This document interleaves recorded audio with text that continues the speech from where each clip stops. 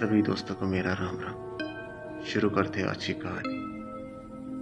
हिंदुस्तान में बसे हजारों गांव की तरह एक गांव नाम सावरखेड़। उस गांव में बसे एक घर की कहानी। कहते हैं ना, हर गांव की कहानी अलग, हर घर की कहानी अलग। इस एक छोटे से गांव में घने खेत और कच्चे घरों के बीच उस रात कुछ अजीब था। एक बच्चा जन्म लेने वाला। तो इसमें अजीब क्या था? आसमान काला पड़ चुका था। बिजली बार बार चमक रही थी, जिसे मानो कोई ऊपर से जमीन को देख रहा था। गांव की दाई एक मिट्टी के घर के अंदर घबराई हुई बेटी थी। बच्चा पैदा तो हो गया, पर उसने वाक्य अधूरा छोड़ दिया। नवजात बच्चा रो नहीं रहा था, वो बस आंखें खोलकर छत की ओर एक कोने को घूर रहा था, मानो जैसे वहां कोई खड़ा हो। माँ ने उसे गोद में लिया। दाई ने कांपते हुए कहा, इस बच्चे के जन्म के समय घर के पीछे वाले पीपल के पेड़ पर कोई छाया।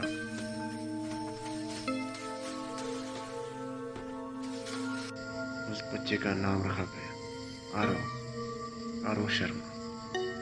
दिन में तो मानो बिल्कुल सामान्य था, खेलता, हंसता, भागता। लेकिन जैसे रात होने लगती, आरव अक्सर आधी रात को उठकर दरवाजे के पास खड़ा मिलता।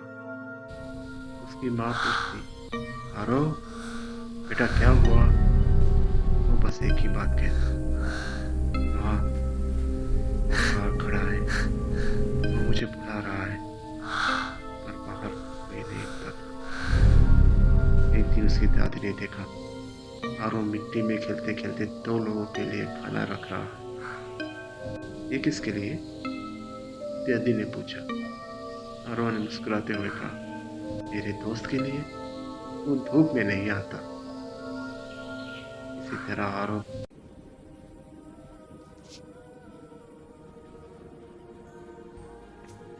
समय बीतता गया और ये सिलसिला यूं ही चलता रहा। अब आरव बड़ा हो गया था। गांव छोड़कर पढ़ाई और नौकरी के लिए शहर आ गया। शहर की रोशनी, ट्रैफिक, भीड़, चकाचक सब कुछ नया था। धीरे धीरे वो बचपन की सारी बातें भूलने लगा था। भूल चुका था, या उसे लग रहा था कि वो भूल गया है। लेकिन कभी कभी उसे लगता था कोई उसे कमरे के बाहर खड़ा है। दरवाजा खोलता था, कॉरिडोर खाली। एक रात दोस्तों ने पार्टी लाई। आरो बालकनी में खड़ा था जब उसे नीचे सड़क पर कुछ दिखा। एक लंबा काला साया जो स्ट्रीट लाइट के नीचे खड़ा था, और उसकी परछाई उल्टी दिशा में पड़ रही थी। आरो की सांस अटक गई। उसने पलक झपकी, साया गायब। रात के मानो 2 बज रहे होंगे। दोस्त सो चुके थे, लाइट्स बंद हो गई थी। चारों तरफ सन्नाटा था। आरो को नींद नहीं आ रही। तभी तभी वो जम गया। उसने धीरे से आंखें खोली। कमरे के कोने में वही छाया खड़ी थी जिसे वो बचपन में देखता था। इस बार साफ साफ दिख रही। लंबा काला शरीर, चेहरा धुंधला, लेकिन आंखें आंखें चमकती हुई सफेद।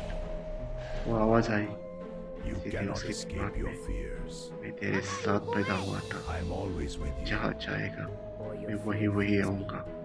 You cannot आरोप को escape अचानक darkness. सब याद आ Look गया। into my eyes. वो पीपल का पेड़, मिट्टी में रखा खाना, दरवाजे के बाहर खड़ा होना। वो भाग नहीं सकता था। उसने डर के बावजूद कहा, तुझे मुझसे क्या चाहिए? साया पास आया। You cannot escape your डर बस, fears. तेरा डर I'm always with वही you. मेरी ताकत है। आरो ने आंखें बंद की, गहरी सांस ली। आज के बाद मैं तुझसे नहीं चल डरूंगा। रही, अब तुम्हारी आत्मा मेरी है. डर कमरा तुम्हारी अचानक आंखों ठंडा में हो है, गया। तुम बच नहीं सकते। फिर सब शांत। परछाई चली गई। सुबह हुई। सूरज की रोशनी कमरे में आई। दोस्त बोले, भाई तू ठीक तो है? रात में तू किसी से बात कर रहा था? आरो मुस्कुराया। हाँ, एक पुराना साथी था, अब शायद चला गया है।